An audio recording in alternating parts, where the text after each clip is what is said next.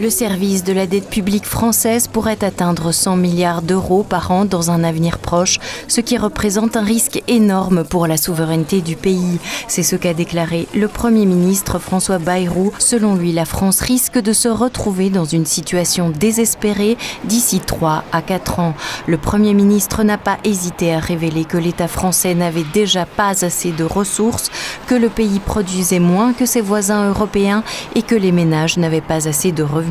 Notre pays a devant lui 2 défis massifs, les plus lourds de son histoire récente. Une production trop faible et une dette écrasante. Année après année, depuis plusieurs décennies, tout gouvernement confondu, les déficits sont devenus la règle, financés par l'endettement, et cette dette peu à peu nous asphyxie. C'est un risque considérable pour notre modèle social, pour notre souveraineté, pour notre avenir commun. Toute explosion des taux d'intérêt suffirait à nous faire entrer dans une crise économique et financière d'ampleur historique. Pour résoudre ce problème, le Premier ministre français entend élaborer et soumettre à référendum des réformes de l'administration publique et des dépenses du Trésor.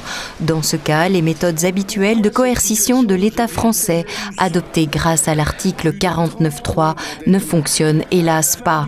Toutefois, François Bayrou n'a pas manqué de critiquer les manifestants pour leur prétendue incompréhension des problèmes. Quand on réforme par les voies classiques, par le passage en force, que se passe-t-il? Le pays entre en grève, les manifestations s'enchaînent, et personne ne sait si ceux qui défilent connaissent vraiment le contenu de ce qu'ils contestent. Nous ne sommes plus à l'heure des demi-mesures. Il faut désormais de l'imagination et de la justice, car nous sommes face à une immense question qui s'adresse non aux technocrates ou aux experts, mais à chaque citoyen.